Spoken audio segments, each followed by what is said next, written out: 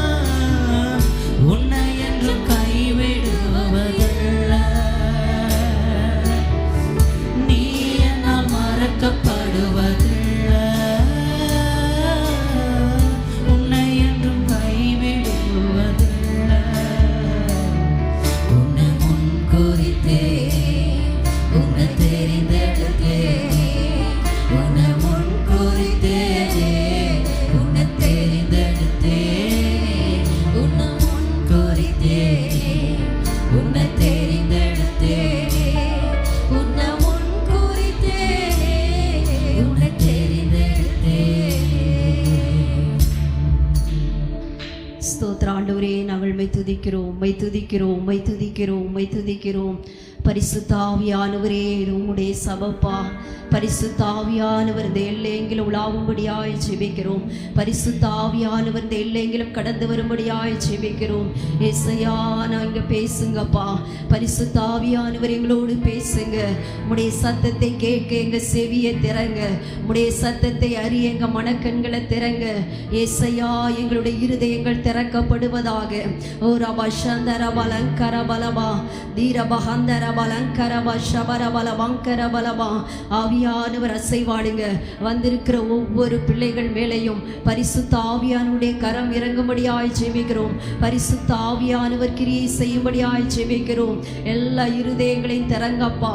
இருதயத்தை அடைத்து வைத்திருக்கிற ஆவிகள், சிந்தையை சிதறடிக்கிற ஆவிகள், வசனத்தை கவனிக்க விடாதபடி, வசனத்தை கேட்க விடாதபடி அசதியை உண்டாக்குற ஆவிகள், பலவீனப்படுத்துகிற ஆவிகள் எல்லாம் இயேசு கிறிஸ்துவின் நாமத்தினால வெளியேறு. இயேசு கிறிஸ்துவின் நாமத்தினால வெளியேறு. பரிசுத்த ஆவியானவர் நீர் அசைவாடுங்க. பரிசுத்த ஆவியானவர் அசைவாடுங்க. பரிசுத்த ஆவியானவர் நீர் பேசுங்க. நாங்கள் புதிய உடன்படிக்கையின் சபையில உட்கார்ந்து இருக்கிறோம். ஏசையா, நீர் பேசுகிறவராயிருக்கிறீர். ஆபேலுடைய சத்தத்தை பார்க்கிறோம். ஆபேல் பேசினதை பார்க்கிறோம். நன்மையானவைகளை பேசுகிற கர்த்தர் எங்களோடு எங்க மத்தியிலே நீர் பேசுகிறவராயிருக்கிறபடியால் நீர் பேசுங்கப்பா. உங்க சத்தத்தை கேட்க, உங்களுடைய சத்தத்துக்கு நாங்கள் செவி சாய்க்க, உங்களுடைய சத்தத்தை நாங்கள் கவனிக்க, அதன்படி வாழ எங்களுக்கு நீர் கிருபை தரும்படியாய் நாங்கள் செபிக்கிறோம். ஆவியானவரே, நீர் கிரியை செய்யுங்கப்பா. உம்முடைய ஆலயத்திலே எங்களை அர்ப்பணிக்கிறோம். இயேசு கிறிஸ்துவின் நாமத்தில் பிதாவே, ஆமென். யாத்ராகமம் 4ஆம் அதிகாரம் 22, 23. யாத்ராகமம் 4ஆம் அதிகாரம் 22, 23. அப்பொழுது நீ பார்வோனோடு சொல்ல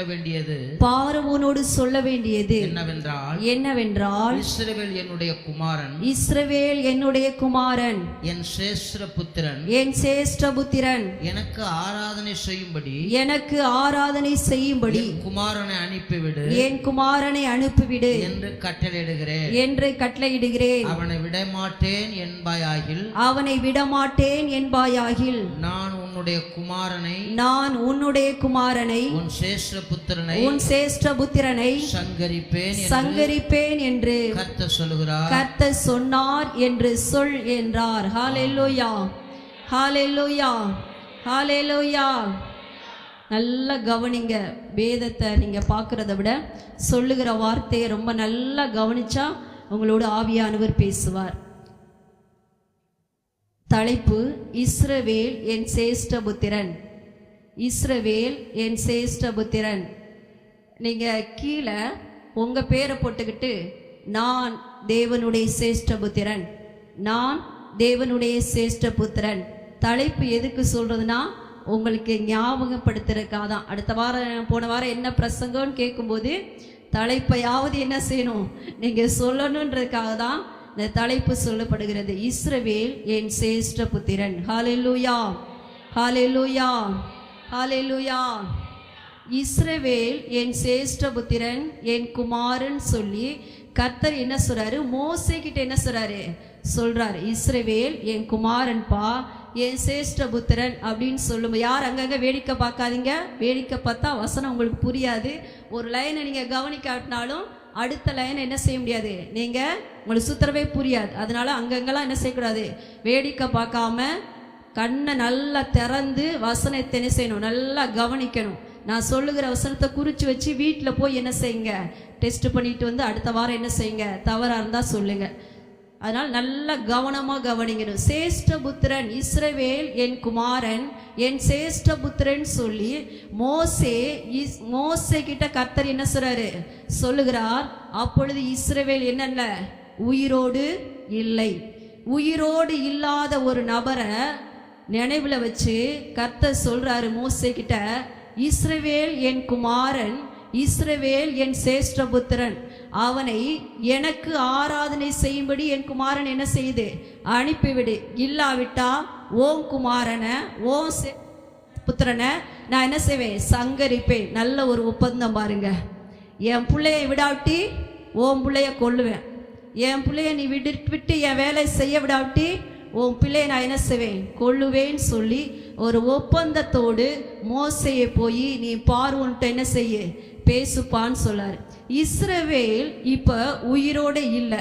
ஆனா இஸ்ரவேலை மனதில் வைத்து இஸ்ரவேல் தான் என் குமாரன், இஸ்ரவேல் தான் என் சேஷ்டபுத்திரன் சொல்லி கர்த்தர் இஸ்ரவேலை சொல்லுவதற்கு காரணம் என்ன? இஸ்ரவேல் அது யாக்கோபு தான். இஸ்ரவேல் யாக்கோபு அவருடைய குமாரனா, அவர் ஈசாக்கின் குமாரனா, தேவனுடைய குமாரனா? யாக்கோபுக்கு சேஷ்டபுத்திரமா, ஏசாவுக்கு தான் சேஷ்டபுத்திரமா? எப்படி யாக்கோப, அப்படி யாக்கோபுனா நீங்க இஸ்ரவேல் தான் யாக்கோபு நினைச்சுக்கணும். இஸ்ரவேலை என் பிள்ளை, என் மூத்த குமாரன், என் சேஷ்டபுத்திரன் சொல்லி கர்த்தர் சொல்வதற்கு காரணம் என்ன? இதான் நம்ம பார்க்க போறோம். யாக்கோபுடைய சேஷ்டபுத்திரம், அதாவது இஸ்ரவேலுடைய சேஷ்டபுத்திரத்துல நான் சொன்ன தலைப்புல நானும் தேவனுக்கு என்னது சேஷ்டபுத்திரன் அப்படின்னு எழுதிக்கங்கன்னு சொல்லி, அப்படி இஸ்ரவேலுக்குள்ள சேஷ்டபுத்திரன் எப்படி நமக்குள்ள வந்துச்சு அப்படின்றதான் நம்ம பார்க்க போற சம்பவம். அதனால நீங்க ரொம்ப கவனமா இருந்தாதான் அந்த இஸ்ரவேல் யாக்கோபிட்ட இருந்த இந்த யாக்கோபுக்கு முதல்ல எப்படி சேஷ்டபுத்திரம் வந்துச்சு, யாக்கோபிட்ட இருந்து நமக்கு எப்படி வந்துச்சுன்னு சொல்லி நீங்க என்ன செய்யலாம், அறிந்து கொள்ளலாம். அதனால கவனமாய் வார்த்தை கவனிப்போம். இப்ப ஆபிரகாமுக்கு, தேவனால் அழைக்கப்பட்ட ஆபிரகாமுக்கு ஒரே ஒரு பிள்ளை, வாக்குத்தத்தத்தின் பிள்ளை யாரு? ஈசாக்கு. ஈசாக்கு தான் சுதந்திரவாளி. முழு சொத்தையும் ஒன்னும் அசையாம பிசகாம அனுபவிச்ச ஒரு ஆள்னா ஈசாக்கு தான். ஆபிரகாம் கூட கொஞ்ச நாள் என்ன செய்வார், எகிப்து போயிட்டு திரும்பி வருவாரு. யாக்கோபு என்ன செய்வார், எகிப்துக்கு போவார். ஆனா ஈசாக்கு பிறந்த நாள் முதல் மரிக்கிற வர கானானுக்குள்ள இருந்து தகப்பனுடைய சொத்தை பூரணமா அனுபவிச்ச ஒரு ஆள்னா அது ஈசாக்கு தான். ஹல்லேலூயா, ஹல்லேலூயா, ஹல்லேலூயா. ஈசாக்குக்கு 2 பிள்ளைகள், ஏசா, யாக்கோபு. ஏசாவுக்கு தான் சேஷ்டபுத்திர பாகம். ஏசாவுக்கு தான் கடவுள் கிருபையாய் கொடுத்தது சேஷ்டபுத்திர பாகம். நல்லா கவனிங்க.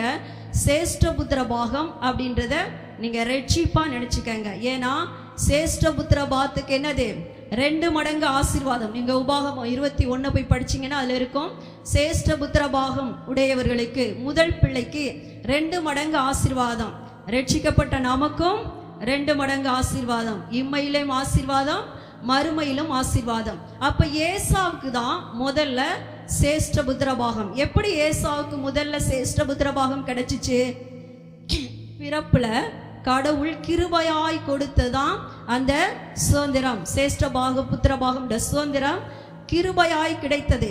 நம்ம நினைச்சாலும் முத பிள்ளை என்ன செய்ய முடியாது, பிறக்க முடியாது. அப்பா அம்மா நினைச்சாலும் இதான் முதல் பிள்ளையா வேணும், எனக்கு ஏனோக்கு தான் முதல் பிள்ளையா வேணும், அல்லது எபி தான் முதல் பிள்ளையா வேணும் அப்படின்னு சொல்லி நம்ம நினைச்சாலும் கூட என்ன செய்ய முடியாது, பிறக்க வைக்கவும் முடியாது. அப்ப முதல் பிள்ளை அப்படின்ற இந்த ஸ்தானம் தேவனால அவருடைய கிருபையினால தான் என்னது கிடைக்கிறது. அதனால இந்த சுதந்திரமும் தேவனுடைய கிருபையினால தான் யாருக்கு வந்துச்சு, ஏசாவுக்கு வந்தது. ஹல்லேலூயா, ஹல்லேலூயா, ஹல்லேலூயா, ஹல்லேலூயா. இன்னைக்கு நம்ம உட்கார்ந்து இருக்கிறோமா? எதனால உட்கார்ந்து இருக்கிறோம்? கிருபையினால உட்கார்ந்து இருக்கிறோம். நமக்கு ரட்சிப்பு எப்படி வந்துச்சு? கிருபையினால வந்தது. கிருபையினால வந்த ரட்சிப்புல தான் நம்ம எல்லாரும் என்ன செஞ்சிருக்கோம், இன்னைக்கு சபையில என்ன செஞ்சிருக்கோம், உட்கார்ந்து இருக்கிறோம்.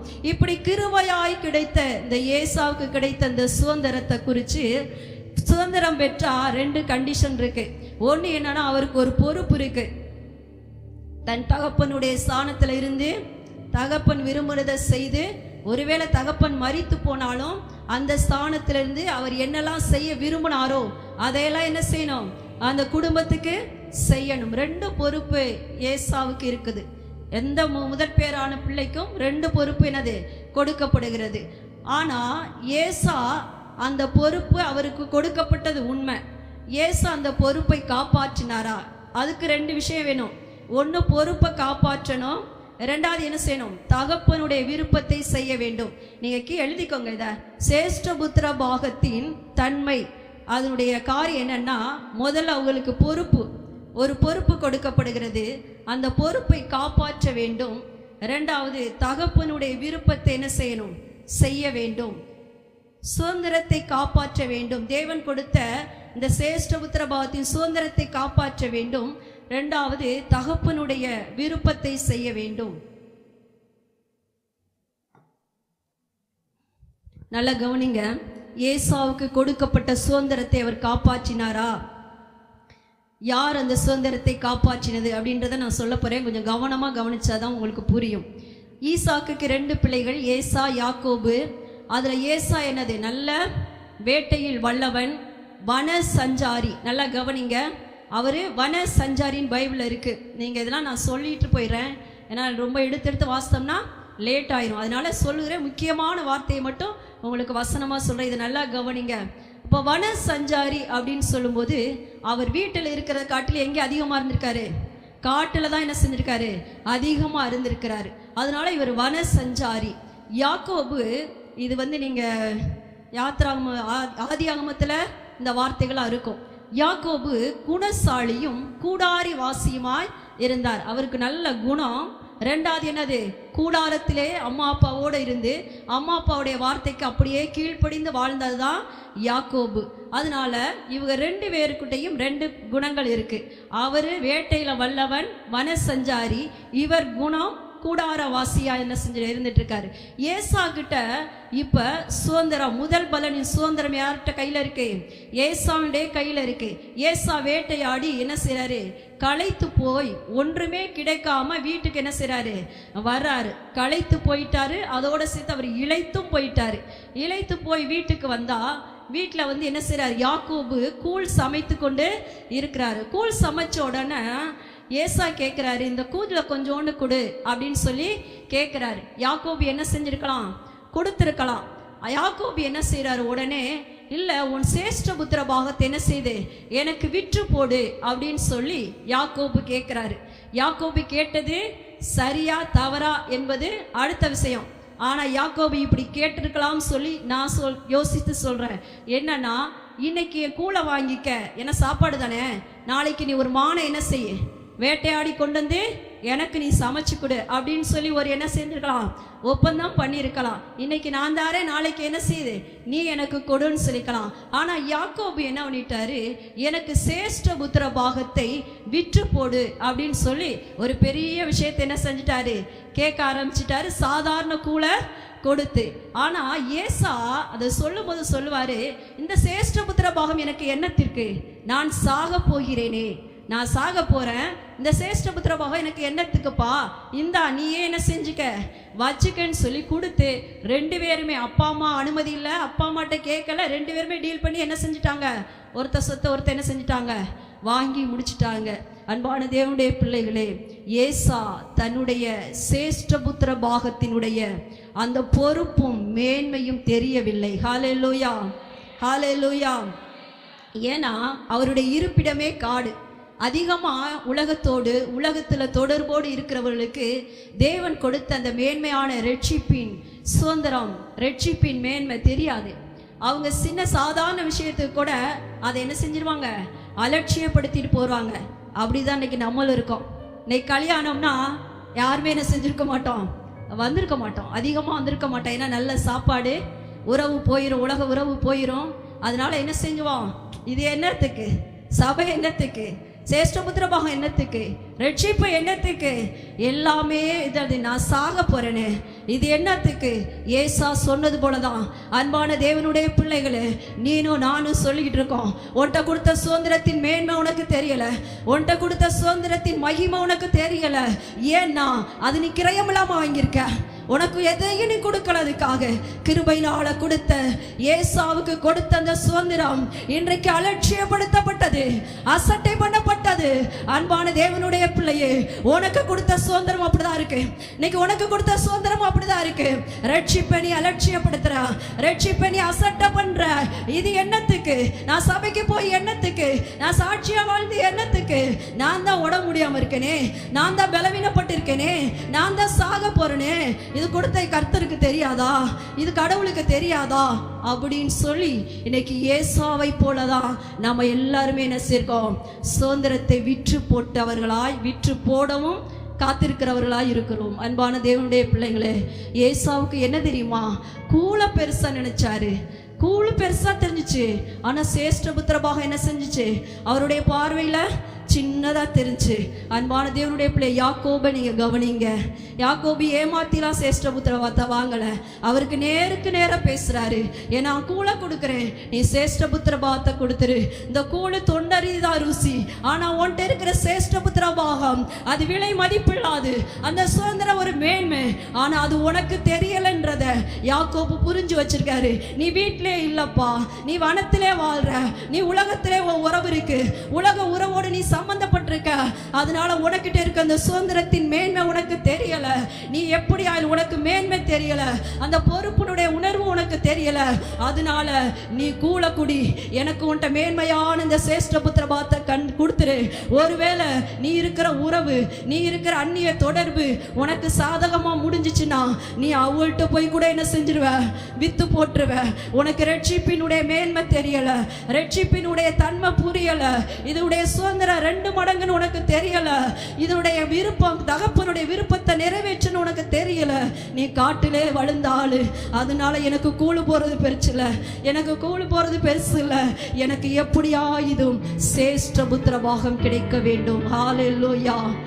தகப்பனுக்கு கிடைத்த ஆசீர்வாதங்க, ஆபிரகாமுக்கு கர்த்தர் வாக்கு பண்ணி கொடுத்த ஆசீர்வாதம், அது ஈசாக்கு மட்டுமே அனுபவிச்ச ஒரு ஆசீர்வாதம். ஏசா கையில் இருந்தது. யாக்கோபு பார்த்து ஏசா அவனுடைய பலவீனத்தை அறிஞ்சு, அவருடைய பொறுப்பற்ற தன்மை அறிஞ்சு, இந்த ஏசா கிட்ட இருந்தா நம்ம சுதந்திரம் எங்கேயோ போயிரும். அவர் அந்நியரோடு உறவு, உலகத்தோடு உறவு, இந்த சுதந்திரம் எங்கேயும் போக நான் விட மாட்டேன். இந்த சுதந்திரம் எங்க குடும்பத்துக்கு வேணும், எனக்கு வேணும். எங்களுடைய சந்ததியை விட்டு அந்நிய சந்ததிக்கு நான் போக விட மாட்டேன்னு சொல்லி சுதந்திரத்தை காப்பதற்காக யாக்கோபு கூளை கொடுத்து சுதந்திரத்தை வாங்கிவிட்டார். ஹல்லேலூயா. எல்லாரும் ஒரு கரங்களை தட்டுவோம். ஹல்லேலூயா, ஹல்லேலூயா, ஹல்லேலூயா. நல்லா கவனிங்க. சுதந்திரம் வாங்கி முடிச்சாச்சு. அடுத்து ஒரு சம்பவம் நான் சுருக்கமாக சொல்லிடுறேன், ஏன்னா நிறைய சொன்னால் ரொம்ப லேட் ஆயிரும், முடிக்க முடியாது. அடுத்து என்னன்னா, அந்த சுதந்திரத்தை கொடுத்த கொஞ்ச நாளைக்குள்ளே ஏசா அந்நிய பெண்ணோடு உறவாகி, அந்நிய பெண் 2 பேரை என்ன செஞ்சிருவாங்க, திருமணம் பண்ணிடுவாங்க. ஹல்லேலூயா, ஹல்லேலூயா. இந்த அந்நிய பெண்ணை திருமணம் பண்ணினது ரெபேக்காளுக்கும் ஈசாவுக்கும் மனநோவா இருந்தது. ஹல்லேலூயா. ஏசாவனுக்கு 2 வேலை சொன்னேன். ஒன்று, சுதந்திரத்தை காப்பாற்றணும். 2வது, தகப்பனுடைய தாயுடைய விருப்பத்தை என்ன செய்யணும், நிறைவேற்றணும். இது 2 தான் மனதிலே நீங்கள் வச்சுக்கோங்க. இந்த 2ஐயும் தான் அடிக்கடி வரும். அதனால 2ஐயும் மனச்சு வச்சுங்க. சுதந்திரத்தினுடைய முதல் பங்கு என்னன்னா, அந்த சுதந்திரத்தை என்ன செய்யணும், காப்பாற்றணும். நம்மளும் கூட முடிவு பரியந்தமும் ரட்சிக்கு நிலைத்திருந்தாதான் என்ன செய்ய முடியும், ரட்சிக்கப்பட முடியும். முடியும் வரை சுதந்திரத்தை காப்பாற்றணும். 2 என்னன்னா, சுதந்திரத்தை கொடுத்தவருடைய விருப்பத்தை என்ன செய்யணும், நிறைவேற்றணும். இது 2லயும் யாக்கோபு எவ்வளவு கவனமா இருந்து சுதந்திரத்தை என்ன செஞ்சிட்டாரு, காப்பாத்திட்டாரா? யார்கிட்டேருந்து காப்பாத்தினாரு? ஏசா கிட்ட இருந்து சுதந்திரத்தை காப்பாற்றினாரு. இப்ப ஏசாவுடைய நிலைமை பாருங்க. ஏசா அந்நிய பெண்ணை திருமணம் பண்ணிட்டாங்க. அதனால ஈசாக்குக்கும் ரெபேக்காளுக்கும் அந்த விஷயம் என்ன இருந்துச்சு, மன நோவா இருந்தது. வேதனைப்படுத்துகிற ஒரு பிள்ளையா ஏசாவினுடைய செயல் என்ன ஆயிடுச்சு, மாறிடுச்சு. இதுல நான் ஒரே ஒரு காரியத்தை சொல்றேன். ஆபிரகாம் ஈசாக்கு பொண்ணு எடுக்கையில எலேசட்ட சொல்லுவாரு, இங்க எங்கேயும் பொண்ணு எடுத்துறாத, போய் என் தகப்பன் வீட்டுக்கு, இங்க சொந்தக்கார வீட்டுக்கு போய் என்ன செய்ய, பொண்ணு எடு, நீ தான் அந்த அதான் உன் பொறுப்பு. ஒருவேளை இந்த ஆணையை மீறினா நீ ஆணைக்கு என்ன செய்வ, நீங்களாக்கி விடுவேன்னு சொல்லி தான் ஈசாக்குக்கு ஒரு மனைவியை செலக்ட் பண்றதுல எவ்வளவு கவனமா இருந்தான்னு பாருங்க. ஏன்னா சுதந்திரம் எங்க வரணும், ஆபிரகாமின் வழியில வரணும், ஈசாக்கின் வழியில வரணும். ஆனா சுதந்திரம் எங்கேயும் போயிடக்கூடாது. ஒருவேளை அந்நிய உறவு உங்களுக்குள்ள இருந்துச்சுன்னா, அந்நிய சம்பந்தம் இருந்துச்சுன்னா சுதந்திரம் எங்க போயிடும், அங்கே போயிடும். அப்ப தேவன் கொடுத்த வாக்குத்தத்தை என்ன செய்ய முடியாது, நிறைவேற முடியாது. அதனாலதான் யாக்கோபு என்ன செஞ்சாரு, ரொம்ப கவனமா இருந்து சுதந்திரத்தை மீட்டுட்டாரு. அடுத்து பார்த்தா ஏசா என்ன செஞ்சிட்டாரு, அந்நிய பெண்ணோடு தொடர்புல போய் கல்யாணம் பண்ணிட்டாரு. ஈசாக்குக்கும் ரெபேக்காளுக்கும் அது என்ன இருந்துச்சு, மனநோவா இருந்தது. ஹல்லேலூயா, ஹல்லேலூயா. அடுத்த ஒரு விஷயத்தை கவனிங்க. இப்ப அடுத்து இது மனநோவா இருந்த உடனே ரெபேக்காள் ஒரு முடிவெடுக்கிறாங்க. எப்படின்னா, ஈசாக்கு சொல்றாரு, ஏசாவை கூப்பிட்டு, நீ போய் என்ன செய், வனத்துல வேட்டையாடி என்ன செய், எனக்கு நல்ல சாப்பாடை கொடுப்பா, நான் சமைச்சு என்ன செய்யணும், உன்னை ஆசீர்வதிக்கணும் அப்படின்னு சொல்லி ஈசாக்கு சொல்றாரு. ஈசாக்கு சொன்ன விஷயத்தை ரெபேக்காள் கவனமா கேட்டுக்கிட்டு இருந்துட்டு, ரெபேக்காள் என்ன செய்யறாங்க, யாக்கோபுட்ட போய் சொல்றாங்க, குமாரனே இங்க வாப்பா, நீ வந்து என்ன செய்யுது, மந்தையில போய் 2 நல்ல ஆடை பிடிச்சிட்டு வா, பிடிச்சிட்டு வந்து என்கிட்ட கொடு, நான் நல்ல ருசியா அவங்க அப்பாவுக்கு பிரியமானபடி நான் சமைச்சு தாரேன், நீ கொண்டு உங்க அப்பாட்ட கொடுத்து என்ன செய்ய, அந்த ஆசீர்வாதத்தை நீ வாங்கிக்கப்பா. அப்பா வந்து யார் ஆசீர்வதிக்க போறாரு, ஏசாவை ஆசீர்வதிக்க போறாரு. அதனால நீ என்ன செய்ய, அந்த ஆசீர்வாதத்தை வாங்கிக்க அப்படின்னு சொல்லி ரெபேக்காள் அம்மாவுடைய யோசனை தான் இந்த விஷயம். இது யாக்கோபுடைய விருப்பம் இல்ல. யாக்கோபு அதை நினைக்கவே இல்லை. சேஷ்ட புத்திரத்தை காப்பாத்திட்டாரு. ஆனா ஆசீர்வாதத்தை வாங்கணுன்ற எண்ணம் யாக்கோபுக்கு இல்லை. ஆனா ரெபேக்காளுக்கு இருந்தது. ஏன்னா ரெபேக்காள் இந்த 2 பிள்ளைகளை வயிற்றுல மோதிக்கிட்டு இருக்கையிலே தேவன்கிட்ட போய் விசாரிக்கிறாங்க. விசாரிக்கும் போதே 2 பிள்ளைகள மூத்தவன் வந்து என்ன செய்வான், இளையவனை சேவிப்பான் அப்படின்னு சொல்லிட்டதுனால இந்த அம்மா எண்ணிட்டாங்க, மூத்தவன் இப்ப எப்படி இருக்காரு, மனநோவா இருக்கிறாரு, போய் அந்நிய ஸ்திரியை கல்யாணம் பண்ணிட்டு மனதை ரொம்ப வேதனைப்படுத்திட்டாரு. அதனால இந்த ஆசீர்வாதம் எங்க போயிடக்கூடாது, ஏசாவுக்கு போனா அது நம்ம சந்ததியை விட்டு எங்க போயிரும், அந்நியருடைய கையில போயிரும். அதனால இந்த ஆசீர்வாதத்தை எப்படியாவது நம்முடைய பிள்ளையாகி யாக்கோபுக்கு கொடுக்கணும்னு சொல்லி ரெபேக்காள் போட்ட திட்டத்துல யாக்கோபுட ஒரே வார்த்தை அந்த அம்மா சொல்லிடுவாங்க, நீ எதையும் பேசாத, நீங்க போய் படிச்சு பாருங்க வீட்டுல, நான் சொல்லுறபடி நீ கேளு, நான் கற்பிக்கிறபடி அதை செய்ப்பா அப்படின்னு சொல்லி என்ன செய்வாங்க, சொல்லுவாங்க.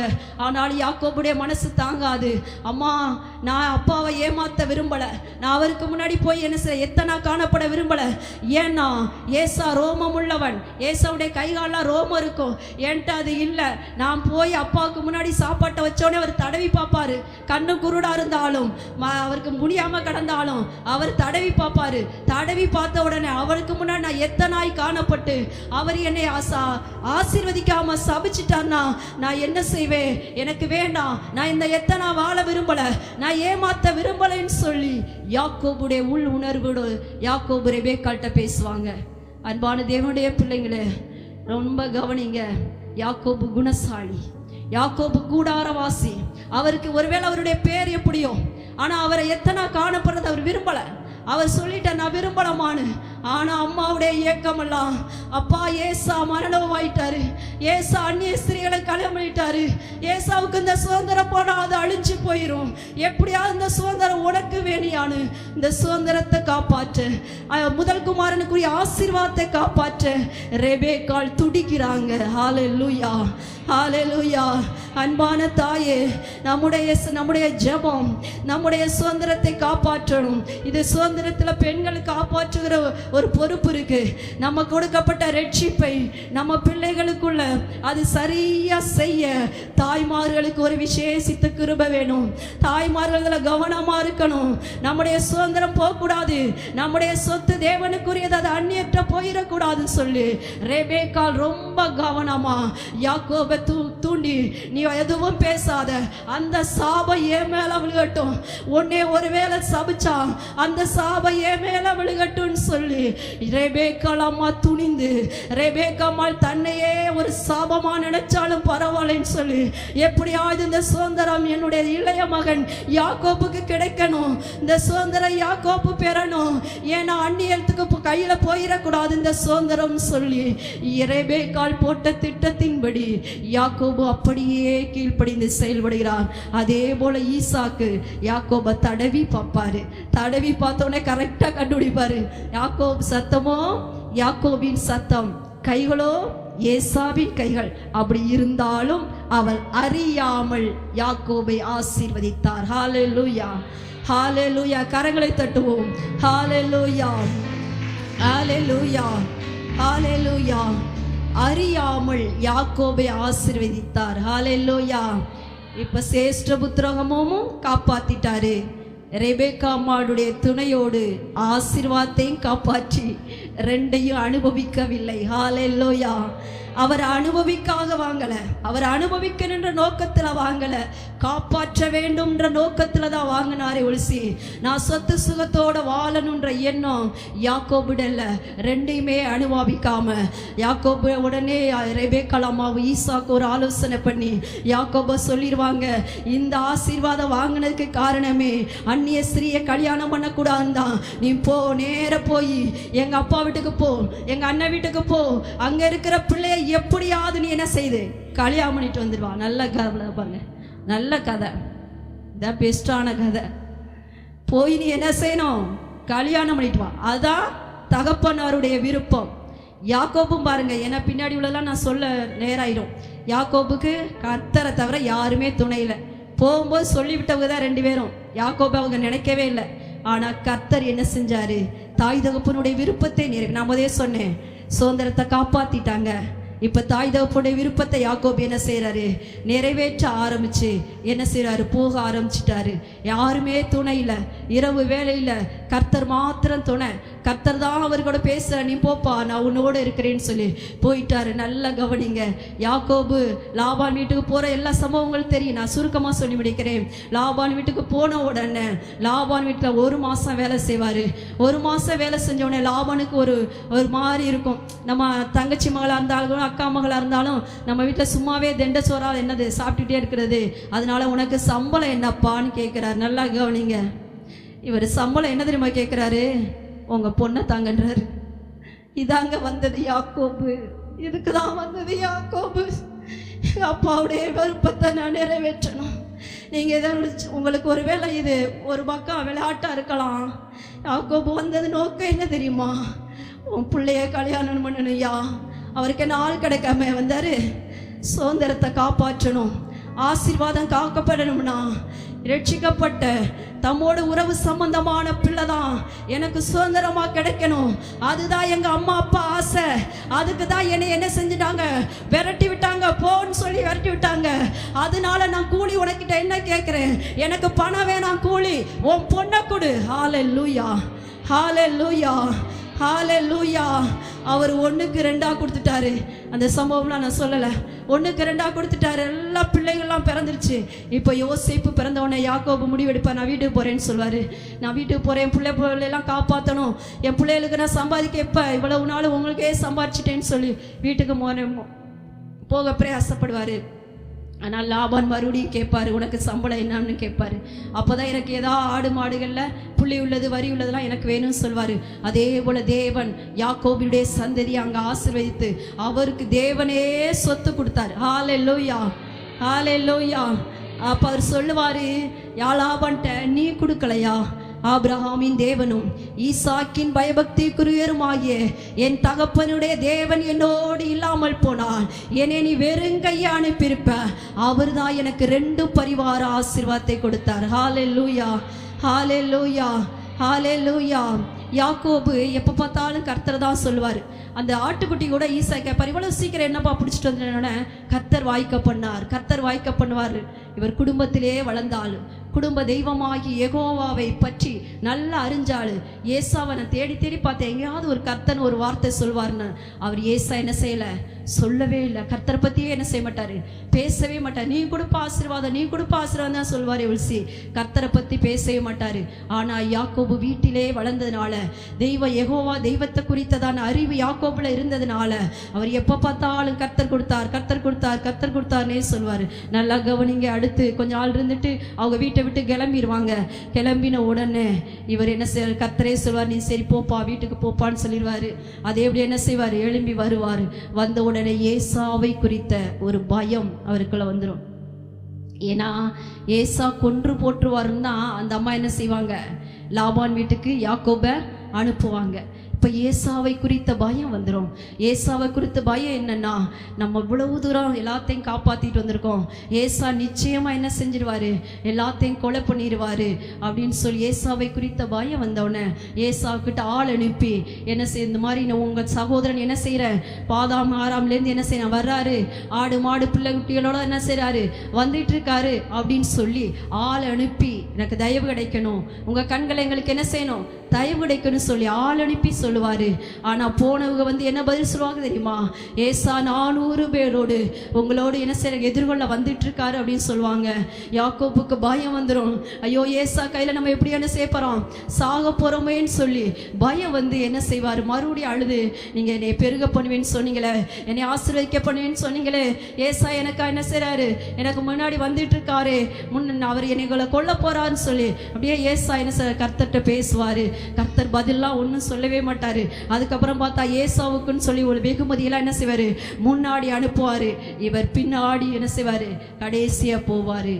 வாசிப்போம் யாத்ராகமம் இல்லை ஆதியாகமம், அந்த யாப்போக்குன்றது அது வந்து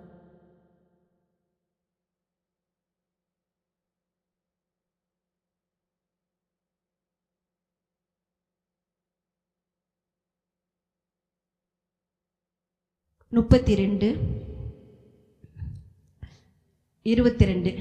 ராத்திரியில் எழுந்திருந்து தன் 2 மனைவிகளையும் தன் 2 பணிவிடைக்காரிகளையும் தன்னுடைய 11 குமாரரையும் கூட்டிக் கொண்டு யாப்போக்கு என்கிற ஆற்றின் துறையை கடந்தான். அவர்களையும் சேர்த்து ஆற்றை கடக்க பண்ணி தனக்கு உண்டான யாவையும் அக்கறப்படுத்தினான். யாக்கோபு பிந்தி தனித்திருந்தான். அப்பொழுது ஒரு புருஷன் பொழுது விடியும் மட்டும் அவனோட போராடி அவனை மேற்கொள்ளாதை கண்டு அவன் தொடை சந்தை தொட்டார். அதனால் அவருடனே போராடுகையில் யாக்கோபின் தொடை சந்து சுளுக்கிற்று. அவர் நான் போகட்டும், பொழுது விடுகிறது என்றார். அதற்கு அவன், நீர் என்னை ஆசீர்வதித்தால் ஒழிய உம்மை போக விடேன் என்றான். அவர், உன் பேர் என்ன என்று கேட்டார்.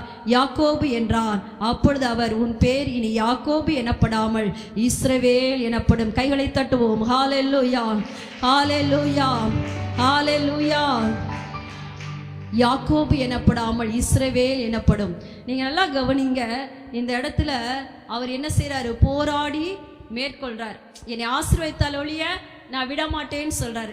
ஏன் யாக்கோபு, அவருக்கு என்ன சொத்து இல்லையா, எது இல்லை, ஏன் ஆசீர்வதித்தால் ஒழிய நான் விட மாட்டேங்கிற, அவருக்கு ஆடு மாடு இல்லையா, பிள்ளைகள் இல்லையா, எல்லாமே என்ன செய்றாரு, நிறைய கொண்டு வராரு. எக்ஸ்ட்ராவே என்ன செய்றாரு, ஏசாவுக்கு முன்னாடியும் அனுப்புறாரு. ஏசாவுக்கே வெகுமதியா என்ன செய்றாரு, அனுப்புறாரு. ஆனா இவர் சொல்றாரு, எனக்கு ஏதோ ஒன்று குறைவா இருக்கு, என்னுடைய மனதுல ஏதோ ஒன்று இழந்தது போல இருக்கு, அதனால என்னை ஆசீர்வதித்தாலோடு நான் என்ன செய்ய மாட்டேன், விட மாட்டேன்னு சொல்றாரு. அன்பான தேவனுடைய பிள்ளைகளை, நான் அதை சுருக்கமா சொல்லி முடிக்கிறேன். அவர் எந்த ஆசீர்வாதத்தை தெரியுமா கேட்டாரு, சொத்து சுகத்தை இல்லை, ஆடு மாடு இல்லை, ஏசாவோடு எனக்கு ஒரு சமாதானம் உண்டாகணும். மகாலே ஹalleluya ஹalleluya. உங்களுக்கு பணம் இருக்கலாம், பொருள் இருக்கலாம், ஆனா சமாதானம் இல்லைன்னு வச்சுக்கோங்க, எதையுமே என்ன செய்ய முடியாது, அனுபவிக்க முடியாது. ஏசாவோடு எனக்கு ஒரு சமாதானம் வேணும். ஏசா என் உயிரை என்ன செய்யக்கூடாது, அழிச்சிடக்கூடாது. நான் சம்பாதித்து வைத்த சொத்தை என்ன செஞ்சிடக்கூடாது, அழிச்சிடக்கூடாதுன்றதுக்காக ஏசாவினுடைய சமாதானத்துக்காக இவர் வேண்டுதல் செய்கிறார். அது ஒரு பெரிய ஆசீர்வாதம். நீங்க நினைக்கலாம் இது என்ன, இது ஒரு ஆசீர்வாதமானு சொல்லி. ஆண்டவரே ஒரு வீட்டுக்குள்ள போகும்போது என்ன செய்றாரு, சமாதானம் உண்டாகுன்னு சொல்லுன்றாரு. ஏன்னா எல்லா ஆசீர்வாதத்தை விட ஒரு மேன்மையான ஆசீர்வாதம் என்னன்னா சமாதானம். ஹalleluya ஹalleluya. இதை சொன்னோடனே யாக்கோபு சொல்லுவாரு, உங்களை நான் என்ன தேவதூதன்ட்ட சொல்ல, முகமுகமாய் கண்டேன், என் உயிர் தப்பி பிழைத்தேன். ஹalleluya ஹalleluya. என் உயிரை நீங்க என்ன செஞ்சிட்டிய, காப்பாற்றிட்டிய அப்படின்னு சொல்லி என்ன யாக்கோபு சொல்லுவாரு. சமாதானம் பண்ணுகிறவர்கள் பாக்கியவான்கள், அவர்கள் தேவனுடைய புத்திரர். எல்லாரும் கைகளை தட்டுவோம். ஹalleluya ஹalleluya. ஏசாவோடு சமாதானம் பண்ணும்போது தேவன் அங்க இருந்து பார்த்து சொல்றாரு, யாக்கோபே நீ யாக்கோபு இல்ல, நீ இஸ்ரவேல், நீ என்னுடைய குமாரன். நீ ஏசாவோடு சமாதானமாக விரும்பின, நீ ஆசீர்வாதத்தை விரும்பல, நீ சமாதான ஆசீர்வாதத்தை கேட்ட. சமாதானம் பண்ணுகிறவர்கள் பாக்கியவான்கள், அவன் எனக்கு புத்திரன், என்னுடைய குமாரன். இஸ்ரவேல் என்னுடைய குமாரன், இஸ்ரவேல் என் சிரேஷ்ட புத்திரன். இஸ்ரவேல் எப்படி அவருடைய குமாரனா மாறினான்னு பாருங்க. நீங்க சமாதானம் ரொம்ப முக்கியங்க. நீங்க ஆசீர்வாதம் பெருசு இல்ல, நீங்க ஒருவருக்கொருவர் சமாதானமா இருக்கணும். நீங்க சமாதானம் பண்ணும் போதுதான் தேவனுக்கு பிள்ளையாய் மாறுகிறீர்கள், தேவனுக்கு குமாரனா மாறுகிறீர்கள். யாக்கோபு, இஸ்ரவேலாகிய யாக்கோபு தேவனுக்கு குமாரன் ஆனது எப்படி தெரியுமா? அவர் ஈசாக்கின் குமாரன் தான். இப்ப சொல்லிட்டாரு, நீ ஈசாக்குக்கு குமாரனோ குமாரன் இல்லையோ, நீ ஏன் குமாரன், நீ என்னுடைய குமாரன், நீ என்னுடைய சிரேஷ்ட புத்திரன். அதனால உயிர் தப்பி பிழைத்தது. ஹalleluya ஹalleluya. உன் சொத்து காப்பாத்தியாச்சுப்பா. உன் பிள்ளையெல்லாம் செத்துரும்னு ஒருவேளை நீ பயந்தியா? இல்ல, அதெல்லாம் காப்பாற்றப்பட்டது. எல்லாம் ஏசா அதற்கு பின்பு வந்து உடன்படிக்கை பண்ணி ஏசாவுக்கு இவர் வெகுமதியை கொடுப்பாரு. ஏசா எனக்கு வேணான்னு சொல்வார். இல்ல இல்ல நீங்க வச்சுக்கங்கன்னு சொல்லி எதெல்லாம் ஏசாவுக்கு பிரிச்சாரோ அதுல ஒண்ணு கூட இவர் எடுக்காம ஏசாவுக்கு வெகுமதியை கொடுப்பார். ஹalleluya ஹalleluya. 400 வருஷத்துக்கு அப்புறம் இஸ்ரவேலை என்னுடைய குமாரன் தேவன் சொல்றதுக்கு காரணம் என்ன தெரியுமா? இந்த காரணம் தான். ஏசாவோட சமாதானத்தை விரும்பின அந்த யாக்கோபு யாக்கோபு இல்லை, யாக்கோபு என் பிள்ளை, என்னுடைய குமாரன், என்னுடைய சேஷ்டபுத்திரன். அதனால இவனை நான் என்ன செய்வேன், விடுதலை ஆக்கியே ஆவேன். மோசே நீ போய் பார்வோன்ட்ட சொல்லுன்னு சொல்லி தேவன் அனுப்புனார். அன்பான தேவனுடைய பிள்ளைகளை, இதுக்கப்புறம் அவங்க கானான்ல கொஞ்சம் வருஷம் தான் இருப்பாங்க. அதுக்கப்புறம் யோசேப்பு எகிப்துக்கு போய், என்ன அதெல்லாம் சொல்ல லேட் ஆயிரும். யோசேப்பு எகிப்துக்கு போயிடுவாரு. யோசேப்பு நிமித்தம் யாக்கோபின் சந்ததி என்ன செஞ்சிருவாங்க, எகிப்துல போய் 30 வருஷம் நல்லா இருப்பாங்க. யாக்கோபு சாகிறவரை, யோசேப்பு மரிக்கிறவரை சந்தோஷமாயிருந்த அந்த சந்ததி இப்ப என்ன செய்றாங்க, அடிமையாய் 400 வருஷம் இருப்பாங்க. அவருடைய கூக்குரலை கேட்டு, அவருடைய சத்தத்தை கேட்டு கர்த்தர் அவர்களை பார்த்து அவர்களுக்கு ஒரு இரட்சகனை எழுப்பி அந்த இரட்சகன்ட்ட தான் சொல்றாரு, இந்த மோசே இஸ்ரவேல் யார் தெரியுமா? அவன் என்னுடைய குமாரன், என்னுடைய சேஷ்டபுத்திரன். ஈசாக்குடைய குமாரனோ ஈசாக்கினுடைய சேஷ்டபுத்திரனோ அல்ல, என்னுடைய பிள்ளை, என் குமாரன், என்னுடைய சேஷ்டபுத்திரன். அவனுக்கு ஒரு வேலை இருக்கு. அவன் என் விருப்பத்தை நிறைவேற்றணும், அவன் என் விருப்பத்தை நிறைவேற்றணும். அவன் சுதந்திரத்தை காப்பாற்றி என் விருப்பமாகிய எண்ணம் மாத்திரம்தான் ஆராதனை செய்ய வேண்டும். ஹalleluya ஹalleluya. நீங்க ஆராதனைனா பாடல் மட்டும் நினைக்காதீங்க, வாழ்க்கையே மகிமையா மாறணும், வாழ்க்கையே தேவனா மாறணும். வாழ்க்கையின் ஒவ்வொரு அசைவும் தேவன் மகிமைப்படுத்துகிறதா இருக்கணும். அதனாலதான் சொன்னார் மோசேகிட்டே, இஸ்ரவேல் என் புள்ளப்பா, அவன் என் விருப்பத்தை செய்யணும். என் விருப்பம் என்ன தெரியுமா? இஸ்ரவேல் என்ன செய்யணும்னா ஆராதனை செய்யணும், என்னை மட்டுமே மகிமைப்படுத்தணும். ஹalleluya. ஏசா இழந்தது யாக்கோபாகி இஸ்ரவேலின் கையிலே வந்தது. ஹalleluya. ஏசா சுதந்திரத்தை காப்பாற்றல, தகப்பனுடைய விருப்பத்தையும் செய்யல. யாக்கோபு சுதந்திரத்தை காப்பாற்றி தகப்பனுடைய விருப்பத்தை செய்தபடியால் சுதந்திரம் யாக்கோபின் கையிலே வந்தது. ஹல்லேலூயா. இஸ்ரவேலின் கையிலே வந்தது. ஹல்லேலூயா, ஹல்லேலூயா. இப்ப இஸ்ரவேல்ல இருந்து எப்படி நமக்கு கிடைத்தது அப்படின்னு சொல்லி நம்ம என்ன செய்யறோம் பார்க்க போறோம். நான் சொல்லிடுறேன், நீங்க வசனத்துல வாசித்தா லேட் ஆயிரும். இப்ப இஸ்ரவேல் கையில என்ன செய்யுது?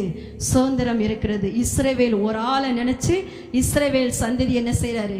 விடுவிக்க கர்த்தர் சித்தம் கொள்றாரு. 10 வாதைகள். ஒரே ஒரு வார்த்தை கேட்டாரு பார்வோன்.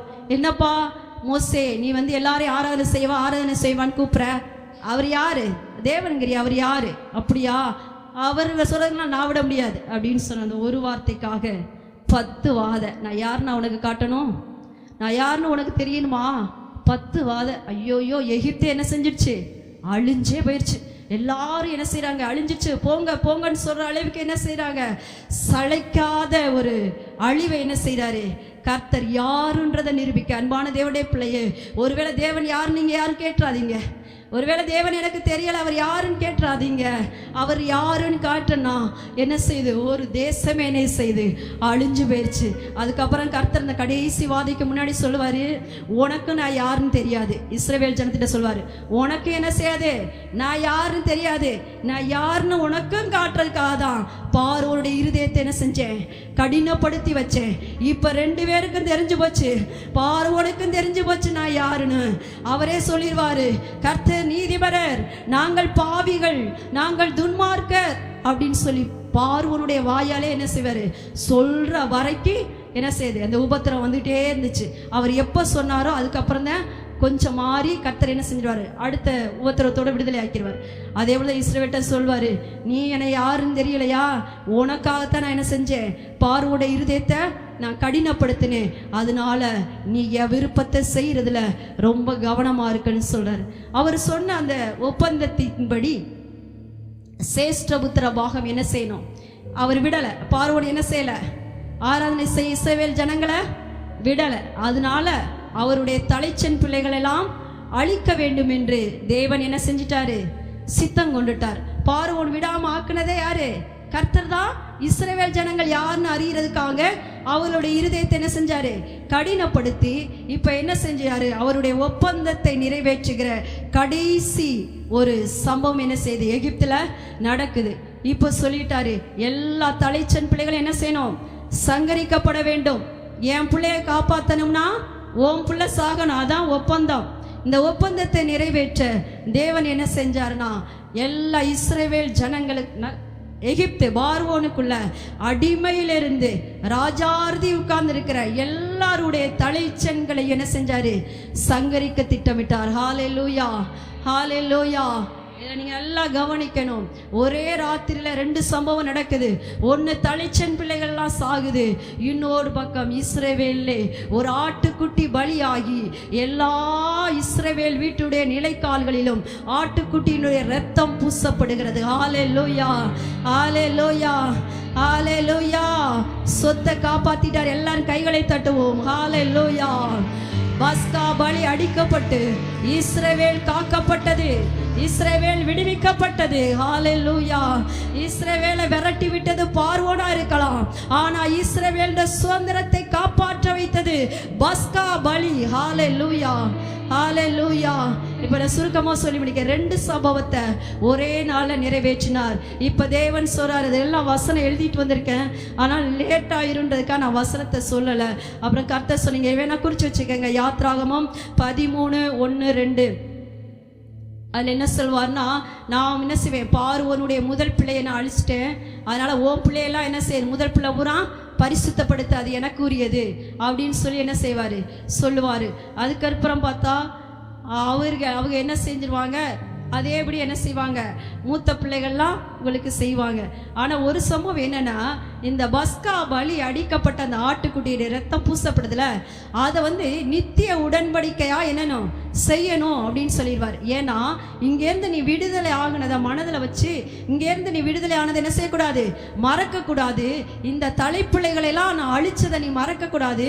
அவங்களை அழிச்சிட்டு உன்னை நான் மீட்டிருக்கேன், அதனால இதை நீ மறக்காததுக்காக நீ என்ன செய்யணும்? எப்போதும் வருஷந்தோறும் ஒரு ஆட்டுக்குட்டியை அடிச்சு அந்த ரத்தத்தை என்ன செய்யணும்?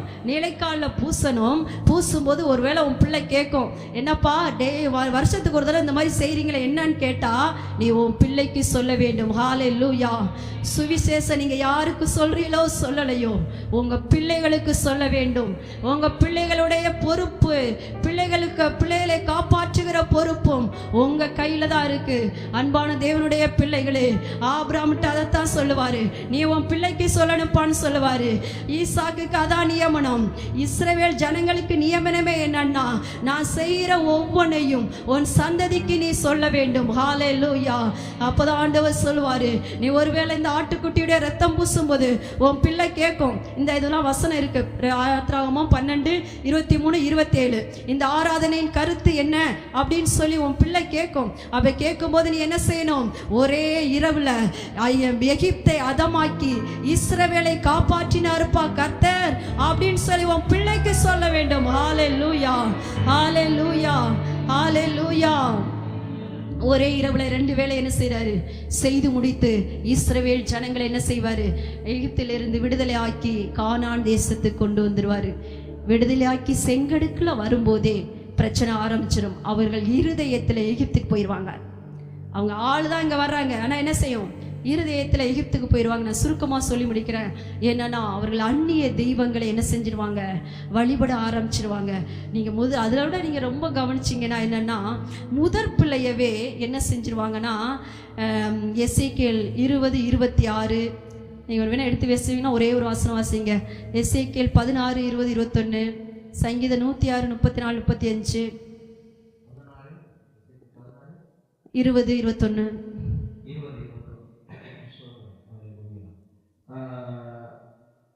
நீ எனக்கு பெற்ற உன் குமாரனையும் உன் குமாரத்தையும் எடுத்து அவைகளுக்கு இரையாக்கி பலியிட்டாய். நீ செய்த வேசித்தனங்கள் போதாதென்று நீ உன் பிள்ளைகளை அவைகளுக்கு தீக்கடக்க பண்ண ஒப்பு கொடுத்து அவைகளை கொலை செய்தாய். நீ உன் எல்லா அருவருப்புகளிலும் வேசித்தனங்களிலும் நடக்கும் பொழுது நிர்வாணமும் அவமானமாயிருந்தும் உன் ரத்தத்திலே மிதிப்பட்ட ஏதுவாய் கிடந்ததுமான உன் சிறுவயதின் நாட்களை நினையாமல் போனாய். ஹல்லேலூயா. எல்லாம் கவனிச்சு பாருங்க. அங்கே எசேக்கியேல் 20:26 இருக்கும் வசனம். சங்கீதம் 106:34-38 அடுத்து போய் வீட்டில் போய் நீங்கள் எல்லாம் வாசிச்சு பாருங்க. எப்படின்னா, தேவன் எனக்குன்னு வேணும் இந்த முதற்பலன் சொன்னதை கற்பந்திரத்து பிறந்த எசேக்கியேல் 20:26 அந்த வசனம். கற்பந்திறந்து பின்னதையே என்ன செஞ்சிருவாங்க? அந்நிய தெய்வங்களுக்கு என்ன செஞ்சிருவாங்க? பலி செலுத்திடுவாங்க. இந்த விஷயத்தை நல்லா கவனிங்க. அந்நிய தெய்வங்களுக்கு பலி செலுத்தி அந்நிய தெய்வங்களை ஆராதிக்க ஆரம்பிச்சினார். கர்த்தருடைய விருப்பம் என்ன? என் பிள்ளைய எகிப்தை விட்டு அனுப்பு, என்ன ஆராதனை செய்யணும், என்னை மகிமைப்படுத்தணும், அதுதான் தேவனுடைய விருப்பம். ஆனா இவர்கள் சிரேஷ்ட புத்திரபாவமாகிய முதற்பலனாகிய முதல் பிள்ளைகளையும் அந்நியத்துக்கு தெய்வத்துக்கு என்ன செஞ்சுட்டாங்க? பலியா கொடுத்துட்டாங்க. இவர்கள் தெய்வத்தை ஆராதிக்காம அந்நிய தெய்வத்தை என்ன செஞ்சுட்டாங்க? ஆராதிச்சு எல்லாமே தேவனுடைய விருப்பத்துக்கு விரோதமா என்ன செஞ்சிச்சு? மாறிட்டு ஏசா போல இந்த இஸ்ரவேல் ஜனங்கள் என்ன செஞ்சாங்க? எல்லாத்தையும் அந்நியர் வசமாக்கி விட்டார்கள். ஹல்லேலூயா, ஹல்லேலூயா, ஹல்லேலூயா, ஹல்லேலூயா. நல்ல கவனிங்க. அதே போல எப்படி பார்வோனுடைய இருதயம் கடினப்பட்டதோ அதே போல இஸ்ரவேலுடைய இருதயம் அவர்களே தங்கள் வழிகளை கெடுத்துக்கொண்டு அவர்கள் இருதயமும் கடினப்பட்டு போயிருச்சு. இப்ப ஏசாயா, எசேக்கியேல், எரேமியா எத்தனையோ தீர்க்கதரிசிகளை அனுப்பி ஆண்டவர் பேசுறாரு, இந்த வழியை விட்டுருங்க, இந்த அந்நிய தெய்வத்துக்கு போகாதீங்க, உங்க பிள்ளைகள் என் பிள்ளைகள், நான் பெற்ற பிள்ளை, என்கிட்ட கொடுத்துருங்க அப்படின்னு சொல்லி சுதந்திரம் போயிருச்சு. ஜனங்களும் என்ன செஞ்சிட்டாங்க? அவர்களுடைய விருப்பத்தின்படி அந்நிய தெய்வத்துக்கு போயிட்டாங்கன்னு சொல்லி ஆண்டவர் எத்தனையோ தீர்க்கதரிசிகளை அனுப்புவாரு. ஆனா பார்வோனுடைய இருதயம் எப்படி கடினப்பட்டதோ அதே போல இஸ்ரவேல் ஜனங்களுடைய இருதயம் கடினப்பட்டு அவர்கள் எல்லாரும் என்ன செஞ்சிருவாங்க? தேவனுடைய சத்தத்துக்கு என்ன செய்ய மாட்டாங்க? கீழ்ப்படியவே மாட்டாங்க. அன்பான தேவனுடைய பிள்ளைகளே, இதுக்கப்புறம் நீங்க ரொம்ப கவனிக்கணும், உஷாரா கவனிங்க. இதுக்கப்புறம் என்ன நடந்துச்சு தெரியுமா? அதே ஒப்ப ஒப்பந்தம் நிறைவேற்றப்பட வேண்டும். இந்த பிள்ளையை விடுவிக்கணும், அதற்கு ஒரு முதற் பலன் வேண்டும். ஹல்லேலூயா. இந்த சேஷ்டபுத்திர பாகம் இஸ்ரவேல் என்ன செஞ்சிச்சு? இப்ப சத்துருடைய கையில போயிருச்சு. முதல் பிள்ளையும் போயிட்டு சுதந்திரம் என்ன செஞ்சிருச்சு?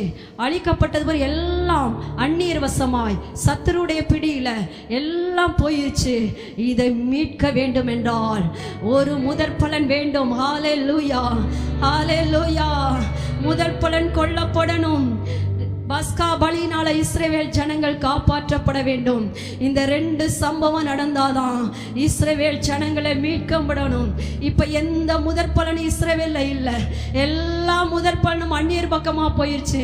பிள்ளைகளை எல்லாம் அந்நிய தெய்வத்துக்கு பலியிட ஒப்பு கொடுத்துட்டாங்க. பிள்ளை எல்லாம் அந்நிய தெய்வத்துக்கு எந்த முதற் பலனுமே இல்ல. இந்த ஜனங்களை மீட்க வழியே இல்ல. ஆனா முதற் பலன் வேண்டும். ஹல்லேலூயா. முதல் பலன் வேண்டும். இந்த முதல் பலனுக்கு நான் எங்க போவேன்? ஒரு முதல் பலன் வேண்டுமே சொல்லி பிதாவாகிய தேவனுடைய அங்கலாய்ப்பு இந்த முதல் பலனை மீட்கிறதற்காக தன்னுடைய ஒரே முதல் பலனாகிய இயேசு கிறிஸ்துவை தேவன் இந்த பூமிக்கு சேஷ்டபுத்திரனாய் சுதந்திரவாளியாய் தேவன் இந்த பூமிக்கு அனுப்புகிறார். ஹல்லேலூயா, ஹல்லேலூயா, ஹல்லேலூயா. ஒரே நாள்ல பார்வோருடைய முதல் பலன் செத்துச்சே, அதே போல பழுதற்ற பலியாய் பழுதற்ற ஆட்டுக்குட்டியாய் என்னுடைய ஒரே பிள்ளைய என் சேஷ்ட புத்திரன என் முதல் குமாரன நான் சங்காரம் பண்ண ஒப்பு கொடுக்கிறேன். அவரை நொறுக்க சித்தமாக்குகிறேன் சொல்லி பிதா தன்னுடைய ஒரே பேரான குமாரனை பழுதற்ற பலியை பாவமில்லாத பலியை இஸ்ரவேல் ஜனங்களை மீட்கிறதற்காக இஸ்ரவேல் சுதந்திரத்தை மீட்கிறதற்காக தன்னுடைய முதல் பலனை மூத்த குமாரனை இந்த பூமிக்கு அனுப்புகிறார். ஹல்லேலூயா. அன்பான தேவனுடைய பிள்ளையே, இந்த ரட்சிப்பின் சுதந்திரம் சும்மா இல்ல. உனக்கு கிருபையா கிடைச்சதுனால ஏசாவை போல அலட்சியம் பண்ணுகிற, கிருபையா கிடைச்சதுனால மக்கள் அலட்சியம் பண்றாங்கன்னு இதுக்கு ஒரு கிரையம் வேணும். நீ உன் முதல் பிள்ளை பார்வன் முதல் பிள்ளைய நீ அழிச்சாதான், உன் முதல் பிள்ளைய சாகடிச்சாதான் என் பிள்ளைய விடுவ. இதுக்கு ஒரு கிரயத்தை அன்னைக்கு எகிப்துல கர்த்தர் செய்தார். இன்னைக்கு சொல்லிட்டாரு, நீ இலவசமா குடிச்ச ரட்சிப்பை குறித்து நீ அசட்டையா இருக்கிறியா? நீ அலட்சியமா இருக்கதையா? உனக்கு கிடைச்சது இலவசம் இல்ல. ஹல்லேலூயா. ஒரு கிரயம் என்னுடைய ஒரே பேரான குமாரன என் சேஷ்ட புத்திரன உனக்காக நான் கொடுத்தேன் சங்காரம் பண்ண. ஹல்லேலூயா, ஹல்லேலூயா, ஹல்லேலூயா. அவரை நொறுக்க சித்தம் கொண்டார். எஸ்ஐ 53 படிச்சு பாருங்க. என் பிள்ளைய நான் அழிக்க சித்தம் கொண்டார். இரண்டாவது முதற் குமாரனாய் மாத்திரமல்ல, அந்த இஸ்ரவேல் ஜனங்களை காப்பாற்ற அவர்களுக்குள்ள இருந்து ஒரு பலி எழும்பினது போல, அவர்களுக்குள்ள இருந்து ஒரு ஆடு எழும்பினது போல தாவீதின் வேராய் இசாயின் அடிமரமாய் தன்னுடைய ஒரே பேரான குமாரன இஸ்ரவேலுக்குள்ள இருந்து எழுப்புகிறார். ஹல்லேலூயா, ஹல்லேலூயா. அன்னைக்கு இஸ்ரவேலின் ஆட்டுக்குட்டி அழிக்கப்பட்டுச்சு. இஸ்ரவேலுக்குள்ள இருந்து ஒரு ஆட்டுக்குட்டி அழிக்கப்பட்டு அந்த ஆட்டுக்குட்டி ரத்தம் நிலைக்கால பூசப்பட்டதுனாலதான் சங்கார தூதன் அங்க போகாம அவன் என்ன செஞ்சான்? வேற இடத்துக்கு போனான். அதை காப்பாற்றுகிற ஒரு பஸ்கா பலியாகவும் விடுவிக்கிற ஒரு மூத்த குமாரனாகவும் ஒரே நேரத்தில் கிறிஸ்து ஈசாயின் அடிமரமாகிய இஸ்ரவேலுக்குள்ள இருந்து தாவீதின் வேருக்குள்ள இருந்து இயேசு கிறிஸ்து இந்த பூமிக்கு வந்தார். ஹல்லேலூயா, ஹல்லேலூயா. அன்பான தேவனுடைய பிள்ளைகளே, இப்படி வந்த தேவகுமாரனை, இப்படி வந்த மூத்த குமாரனை இயேசு கிறிஸ்துவை பலியாய் ஒப்பு கொடுக்க தேவன் சித்தம் கொண்டார். ஆட்டுக்குட்டியாய் பஸ்கா ஆட்டுக்குட்டியாய் அடிக்க சித்தம் கொண்டார். இதற்கு வசனம் வேணா வாசிங்க. ரோமர் 8:29 வேணா வாசிங்க. ரோமர் 11:10.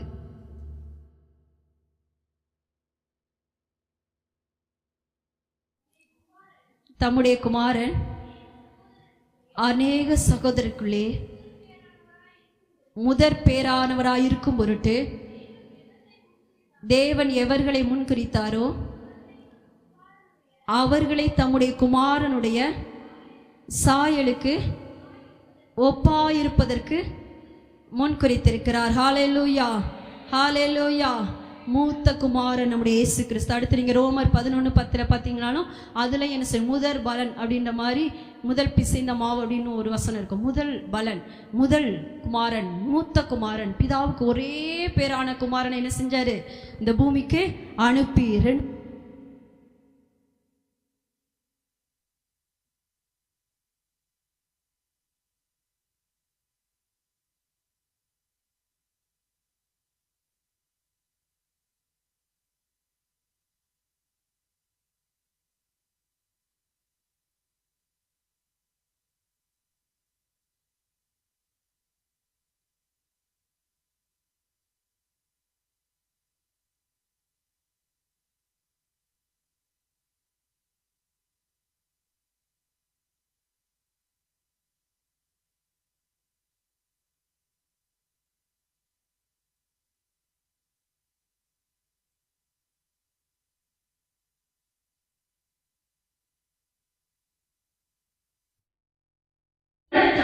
அவர் மாசில்லாதவர், அவர் பரிசுத்தமுள்ள தெய்வம், அவர் முதல் பலன்.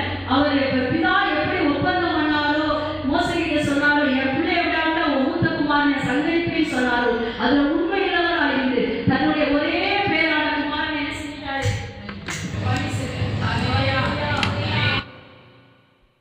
ஹல்லேலூயா. நல்ல கவனிங்க, ஏசாவுக்கு கிருபையினால கிடைச்சது, நமக்கு கிருபைதான், ஆனால் அதுக்கு ஒரு கிரையம் இருக்கு. ஏசு கிறிஸ்துனுடைய கிரையம்தான் நமக்கு கிருபையா என்னச்சு மாறிச்சு. சுதந்திரம், ரட்சிப்பு தேவன் சும்மா கொண்டல்ல, தன்னுடைய ஜீவனையே பலியாய் அர்ப்பணித்து, தன்னுடைய ஜீவனையே அர்ப்பணித்து இஸ்ரவேல் ஜனங்களுக்கு என்ன செஞ்சாரு, அந்த சுதந்திரத்தை மீட்டு அந்த சுதந்திரத்தை காப்பாற்றி கொடுத்தார். ஹல்லேலூயா, ஹல்லேலூயா. ஆனா இஸ்ரவேல் ஜனங்கள் என்ன செய்யல, அதை அறியவில்லை. ஹல்லேலூயா. அவர் தமக்கு சொந்தமானவர்கள வந்தாரு, ஆனா சொந்தமானவர்களோ என்ன செய்யல, அவரை ஏற்றுக்கொள்ளவில்லை. ஹல்லேலூயா, ஹல்லேலூயா. இயேசு கிறிஸ்துவை மூத்த குமாரனாய் இயேசு கிறிஸ்துவை தேவன் இந்த பூமியில கொடுக்கும்போது அவர் பலியானத இஸ்ரவேல் ஜனங்கள் என்ன செய்யல, ஏற்றுக்கொள்ளவில்லை. இஸ்ரவேல் ஜனங்கள் தான் அவரை என்ன செய்யறாங்க, கொலை செய்யறாங்க. ஏன் கொலை செய்யறாங்கன்னா, அவருடைய இருதயம் என்ன செஞ்சிருக்கு, கடினப்பட்டு போனதுனால. இவர்தான் நம்மளை ரட்சிக்க வந்த மூத்த குமாரன், இவர்தான் நம்மளை விடுவிக்க வந்த மூத்த குமாரன், நம்மளை காப்பாற்ற வந்த பஸ்கா வழி இவர்தான், அவர்தான் பழுதற்ற ஆட்டுக்குட்டின்னு சொல்லி இஸ்ரவேல் ஜனங்கள் அவரை விசுவாசிக்கவில்லை. ஹல்லேலூயா. இது எல்லாத்துக்கும் வசனம் இருக்கு. அவர்கள் நம்பவில்லை, அவரை ஏற்றுக்கொள்ளவில்லை. இப்ப இதிலிருந்து ஒரு முதற் பேர் உருவாகணும். எப்படி ஏசாவுகிட்ட இருந்து யாக்கோபு கிட்ட அந்த முதல் சுதந்திரம் வந்ததோ, இப்ப இஸ்ரவேல் ஜனங்கள் எல்லாத்தையும் அழிச்சிட்டாங்க. ஆனா அதை மீட்கும்படி தன்னுடைய ஒரே மூத்த குமாரன் இயேசு கிறிஸ்து இந்த பூமியில வந்து என்ன செஞ்சிட்டாரு, சாத்தானை அழித்து இஸ்ரவேல் ஜனங்களை காப்பாற்றி தன்னுடைய இரத்தத்தினால இஸ்ரவேல் ஜனங்களை என்ன செஞ்சாரு, மீட்டார். ஆனா அது அவர்கள் என்ன செய்யல, அறியல. அவர்களுடைய இருதயம் என்ன செஞ்சிச்சு, கடினப்பட்டுச்சு. ஹல்லேலூயா, ஹல்லேலூயா. அது எதுக்காக செஞ்சார் தெரியுமா? அன்னைக்கு பார்வோருடைய இருதயம் கடினப்பட்டுச்சு. அது எதுக்காக கடினப்படுத்தினேன், நீ யாருன்னு கேட்டியலப்பா, அதுக்காக தான். இஸ்ரவேல் ஜனங்களுக்கு நீ யார், என்ன நீ உனக்கு தெரியணும்ல, அதுக்காக தான் கடினப்படுத்தினேன்னு அன்னைக்கு சொன்னாரு. இன்னைக்கு சொல்றாரு, இஸ்ரவேல் ஜனங்களுடைய இருதயம் கடினப்பட்டது எதுக்கு தெரியுமா, சபையே உனக்காக. ஹல்லேலூயா. கைகளை தட்டுவோம். ஹல்லேலூயா. சபையை எனக்காக. இஸ்ரவேல் ஜனங்களுடைய இருதயம் கடினப்பட்டதனால் மூத்த சிரேஷ்ட புத்திர பாகம், மூத்த சுதந்திரம், முதல் பலன் புறஜாதிக்கு வந்தது, சபைக்கு வந்தது. எல்லாம் நல்ல கைகளை தட்டுங்க, மூத்த பிள்ளை மாதிரி கைகளை தட்டுங்க. ஹல்லேலூயா, ஹல்லேலூயா. இஸ்ரவேல் ஜனங்கள் ஒருவேளை கடினப்படாமல் இயேசு கிறிஸ்துவை நம்பி இருந்தால், இயேசு கிறிஸ்துவை விசுவாசித்திருந்தால் இஸ்ரவேல் முதல் பலனாய் மேல போயிருக்கும். அவர்களை கடினப்படுத்தினது எதுக்கு தெரியுமா, புறஜாதியாகிய நம்மளை முதல் பிள்ளையாய் மாத்த, முதல் பலனாய் மாத்த, மூத்த சகோதரனாய் மாத்த, நீ எனக்கு சிரேஷ்ட புத்திரன் என்ற அந்த உரிமை நமக்கு தர அவர்களுடைய இருதயம் கடினப்படுத்தப்பட்டது. ஹல்லேலூயா, ஹல்லேலூயா, ஹல்லேலூயா. இப்ப மூத்த சகோதரர் யார் தெரியுமா, முன்னாடி உட்கார்ந்திருக்க நம்ம. சபைக்குள்ள உட்கார்ந்திருக்கிற நம்ம தான் மூத்த சகோதரர். இது எப்படி வந்தது? கிரயத்தினாலும் வந்தது, கிருபையினாலும் வந்தது. ஹல்லேலூயா. கிரயத்தினாலே வந்தது, கிருபையினாலே வந்தது. நீ கிருபையினால வந்ததை அலட்சியப்படுத்திட்ட. இப்ப கிரயத்தினால தான் இதை வாங்கி உனக்கு நான் கிருபையினால என்ன செஞ்சிருக்கிறேன், கொடுத்திருக்கிறேன். ஹல்லேலூயா. அன்பான தேவனுடைய பிள்ளைகளே, நீங்க தான் மூத்த பலன், நீங்க தான் முதற் பிள்ளை. தன் ஜீவனை கொடுத்து, தன் ஜீவனை சங்காரம் பண்ண ஒப்பு கொடுத்து, பழுதற்ற பலியாய் தன்னை அடிக்க ஒப்பு கொடுத்து, அந்த இரத்தத்தை அன்றைக்கு இஸ்ரவேல் ஜனங்கள் நிலைக்கால பூசி காப்பாற்றப்பட்டது போல அந்த இரத்தத்தை விசுவாசிக்கிற நீனும் நானும் மூத்த சகோதரன். ஹல்லேலூயா. அந்த இரத்தத்தை நம்புகிற நீ நானும் காப்பாற்றப்பட்டோம். ஹல்லேலூயா. எல்லா சங்காரத்துக்கும், சத்துருடைய எல்லா சிறையிருப்புக்கும், சத்துருடைய எல்லா தந்திரத்துக்கும் காப்பாற்றப்பட்டதுக்கு காரணம் இயேசு கிறிஸ்துவின் ரத்தம். ரத்தம் ரத்தம் ரத்தம் ரத்தம் ரத்தம் இயேசு கிறிஸ்துவின் ரத்தம். இயேசு கிறிஸ்துவின் விலையேற பெற்ற ரத்தம் உன்னை காப்பாற்றியது, உன்னை காப்பாற்றியது.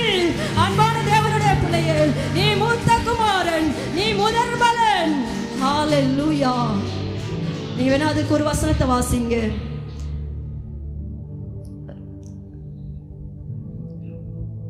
ரோமர் 8ஆம் அதிகாரம் 23 வசனம் வாசிங்க. அதுமல்லாமல் ஆவியின் முதல் பலனை பெற்ற நாம் நம்முடைய சரீரமாகிய புத்திர சுவிகார வருகிறதற்காக போதும். ஹல்லேலூயா. யார் தெரியுமா? நம்ம வசனத்தை கவனிச்சியலா? ஆவியின் முதல் பலன், மூத்த பிள்ளை, மூத்த சகோதரன். அதை தான் நம்ம என்ன செஞ்சிருக்கோம், பெற்றிருக்கிறோம். யாரு கிரயம் பண்ணது? இயேசு கிறிஸ்துவின் கிரயத்தினால, அவருடைய கிருபையினால நம்ம முதல் பிள்ளையா என்ன செஞ்சிருக்கோம், பிறந்திருக்கிறோம். அடுத்த வசனம் வாசிங்க. எபிரேயர் 12:23.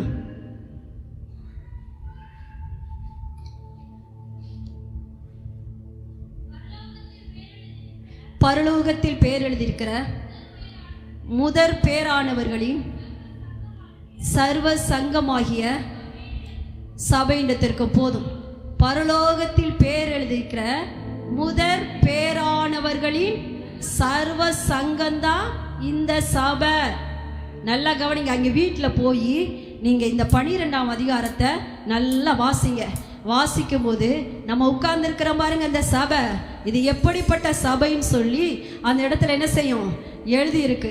நீங்க உட்கார்ந்து இருக்கிற சபைய இன்னைக்கு அந்த இடம் என்ன செய்யல, நமக்கே என்ன செய்யல, தெரியல. இந்த இடத்துல யார் இருக்கான்னு யாருக்கு தெரியல, நமக்கே என்ன தெரியல. அதனாலதான் நம்ம இவ்வளவு நிர்விசாரமாகவும், இவ்வளவு ஒரு அலட்சியமாகவும், இவ்வளவு ஒரு ஏதோ கூடாரத்தை பார்த்து உட்கார்ந்துருக்கோம். வேணா நான் அதை ஒன்று வாசிக்கிறேன். எபிரேயர் 12:23, 22 25 வாசிக்கிறேன். நீங்கள்லாம் கவனிங்க.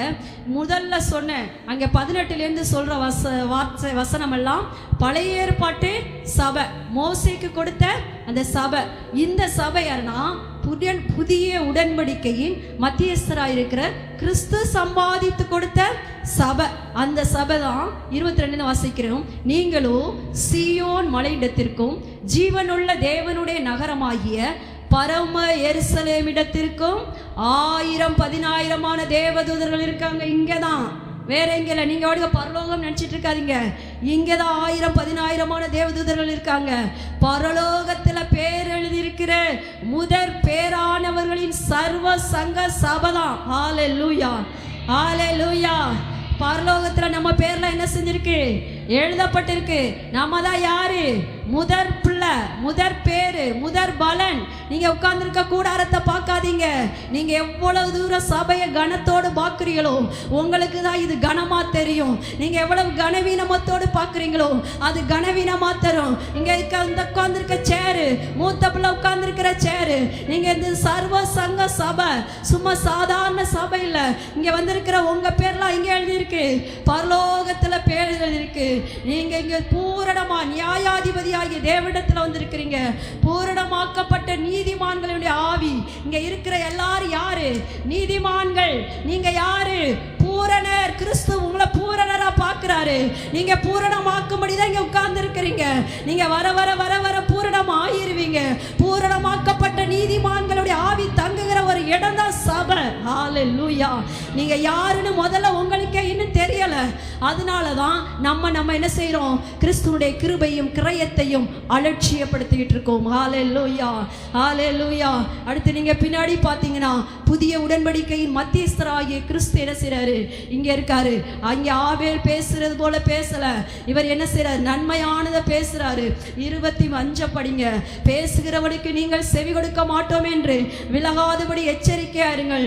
ஏனெனில் பூமியில் பேசினவருக்கு செவி கொடுக்க மாட்டோம் என்று விலகினவர்களே தப்பி போகாமல் இருக்க. இஸ்ரவேல் ஜனங்கள் தப்பி போகல. இஸ்ரவேல் ஜனங்களே என்ன செய்யறாங்க, நெருக்கப்பட்டு கிடக்குறாங்க, இருதயம் கடினப்பட்டு போய் கிடக்குறாங்க. அவர்களே தப்பி போகாமல் இருக்க பரலோகத்திலிருந்து பேசுகிறவரை நாம் விட்டு விலகினால் எப்படி தப்பிவிக்கப்படுவோம்? ஹalleluya. எப்படி தப்பி போவோம்? ஏன்னா கிறிஸ்துவினுடைய மீட்பின் சரீரம் தான் சபை. கிறிஸ்து தான் நம்மளை என்ன செஞ்சிருக்காரு, கிரயத்தினால மீட்டு கிருபையினால ரட்சித்து உங்களை எல்லாரும் இங்க கொண்டு வந்து உட்கார வச்சு நம்ம பேரெல்லாம் பரலோகத்துல ஏற வச்சு, என் முதல் பிள்ளை உட்கார்ற இடம் பாயுது, இது முதல் பேரானவர்களின் சர்வ சங்கம் பாந்த சபைன்னு சொல்லி ஆண்டவர் நம்மளை முதல் பிள்ளையாய் பார்க்குகிறார். ஹalleluya, ஹalleluya, ஹalleluya. இந்த என்னுடைய குமாரன் இஸ்ரவேல், என்னுடைய குமாரன் இஸ்ரவேல், என்னுடைய சேஷ்ட புத்திரன். அவரை நீ என்ன செஞ்சிரு, என்னை ஆராதிக்கும்படி அனுப்பிவிடுன்னு சொல்லி அன்னைக்கு மோசே கிட்ட சொல்லி பார்வோன்ட்ட போய் சொல்லுப்பான்னு சொன்னவர் இப்போ சொல்றாரு, நீ என் சேஷ்ட புத்திரன், நீ என் முதல் பிள்ளை, என்னுடைய மூத்த குமாரன்.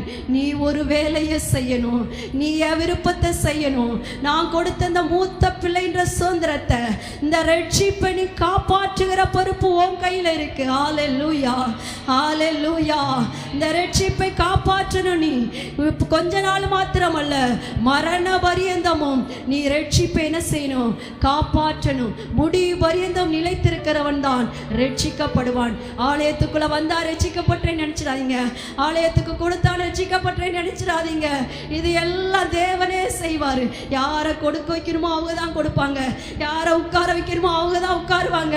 எல்லாரும் உட்கார்ந்துட முடியாது. அவர் முன் குறித்தவர்கள் தான் என்ன செய்வாங்க, இங்க வந்து உட்கார முடியும். ஹalleluya, ஹalleluya. அவர் இங்க உட்கார வச்சுட்டு, நீ தாயா முதல் பிள்ளை, நீ தாயா சேஷ்ட புத்திரன், நீ ஒரு ரட்சிப்பை என்ன செய்யணும், காத்துக்கொள்ளணும். இரண்டாவது விருப்பத்தை என்ன செய்யணும், நீ நிறைவேற்ற வேண்டும். ஹalleluya, ஹalleluya.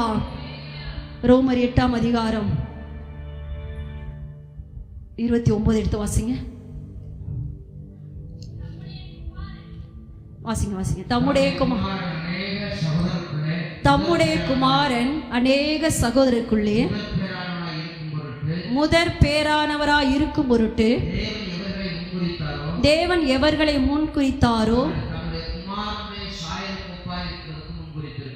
அவர்களை தமது குமாரனுடைய சாயலுக்கு ஒப்பாயிருப்பதற்கு முன் குறித்திருக்கிறார். எவர்களை முன் குறித்தாரோ அவர்களை அழைத்தும் இருக்கிறார். எவர்களை அழைத்தாரோ அவர்களை நீதிமான்களாக்கியும் இருக்கிறார். எவர்களை நீதிமான்கள் ஆக்கினாரோ அவர்களை மகிமைப்படுத்தியும் இருக்கிறார். ஹalleluya, ஹalleluya, ஹalleluya, ஹalleluya. நம்மளை தான் முன்குறிச்சிருக்கிறாரு, நம்மளை தான் அழைச்சிருக்காரு, நம்மளை தான் நீதிமான்கள் ஆக்கியிருக்காரு, நம்மளை தான் மகிமைப்படுத்தியிருக்கிறாருன்னு சொல்லி எல்லாருக்கும் தெரியுமில்ல. நம்ம தான் முதல் பலன், நம்ம தான் முதல் பலன். நம்மளை தான் முன்குறிச்சிங்க வச்சிருக்காரு, நம்ம பேரைத்தான் பரலோகத்தில் எழுதிங்க உட்கார வச்சிருக்காரு. நம்மள்கிட்ட ஒரு விருப்பத்தை எதிர்பார்க்கிறாரு. என்ன விருப்பம்னா, தம்முடைய குமாரன் அநேக சகோதரருக்குரிய முதல் பேராவனாக இருக்கும் பொருட்டு தேவன் எவர்களை முன்குறித்தாரோ, எவர்களை இங்க உட்கார வச்சிருக்காரோ, எவர்களை பரலோகத்துல பேர் எழுதி வச்சிருக்காரோ, எவர்களை பார்த்து மார்தட்டி இஸ்ரவேல் என் குமாரன் என் சேஷ்ட புத்திரன் சொல்லி அன்றைக்கு மார்தட்டி மோசைகிட்ட போய் பார்வோன்ட்டு சொல்லுன்னு எதிரிகிட்ட சவால் விட்டாரோ அந்த தெய்வம் இன்னைக்கு உன்னைய பார்த்து சொல்றாரு, உன்னைய பார்த்து சொல்ற, நீ தான் என் புள்ள, நீ தான் என் மூத்த குமாரன், நீ என் சேஷ்ட புத்திரன், நீ என்னை ஆராதனை செய்யணும்னு சொல்லி நான் விரும்புறேன். விசேஷமா இங்க புதிய ஏற்பாட்டில் நம்மளே அவரை போல மாறுன்னு சொல்லி என்ன செய்றாரு, விரும்புகிறார். ஹல்லேலூயா. அவர்களை தமது குமாரனுடைய சாயலுக்கு ஒப்பாயிருப்பதற்காக முன்குறித்த எல்லார் கரங்களை தட்டுவோம். ஹல்லேலூயா. தேவன் நம்மகிட்ட எதிர்பார்க்கிறது என்னன்னா, நீ என்ன போல மாறணும், நீ என்ன போல மாறணும். என்னுடைய ஒரே சேஷ்ட புத்திரனை உனக்கு கொடுத்தேன், நீ அந்த சேஷ்ட புத்திரனாகவே இந்த பூமியில் என்ன செய்யணும், மாறணும்.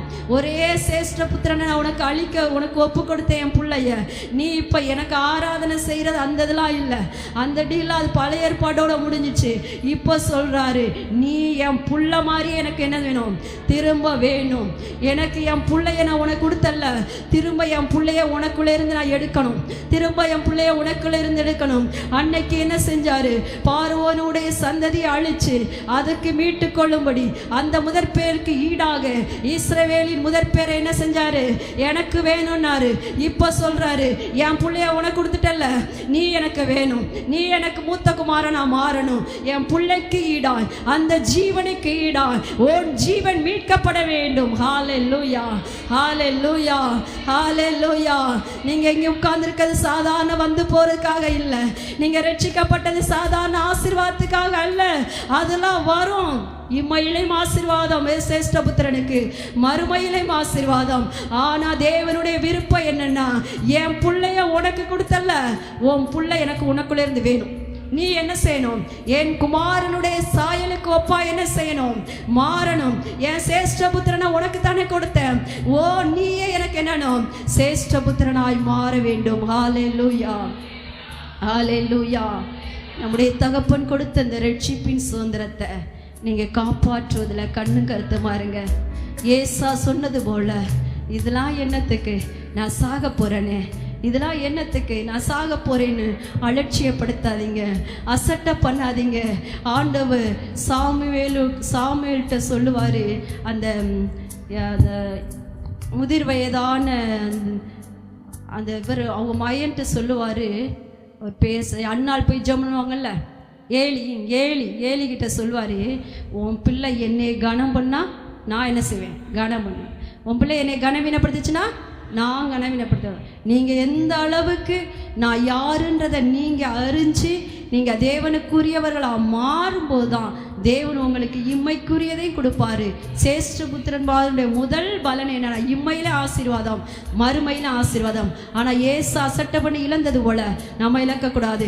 இஸ்ரவேல் ஜனங்கள் அசட்டை பண்ணி இழந்தது போல நம்ம இழக்கக்கூடாது. அவங்களுக்கெல்லாம் ஒரே குமாரனா யாரு, பார்வோனுடைய பிள்ளைகள், அங்கே எகிப்துள்ள பிள்ளைகள் தான் சேர்த்தாங்க அவர்களை மீட்க. ஆனால் நம்மளை மீட்க யார் பலியாயிருக்கிறா, தன்னுடைய ஒரே பேரான குமாரனை பிதா நமக்காக கொடுத்திருக்கிறாரு. இப்போ அவர் நமக்கு வைக்கிற டீல் என்ன தெரியுமா, நம்ம கிட்ட வைக்கிற ஒப்பந்தம் என்ன தெரியுமா, நான் இப்போ நீ எனக்கு ஆராதனை செய்யணுன்றதெல்லாம் அது பெரிய விஷயம் இல்லை. என் பிள்ளைய உனக்குள்ள இருந்து நான் மீட்டணும், என் பிள்ளைய உனக்குள்ள இருந்து எடுக்கணும். நீ குமாரனுடைய சாயலுக்கு ஒப்பா என்ன செய்யணும், மாற வேண்டும் என்று கர்த்தர் விரும்புகிறார். ஹல்லேலூயா, ஹல்லேலூயா. கர்த்தர் தாமே நம்மை ஆசீர்வதிப்பாராக. எனக்கு துணையாயிருப்பதா உம் நிழலில் மகிழ்கிறேன்.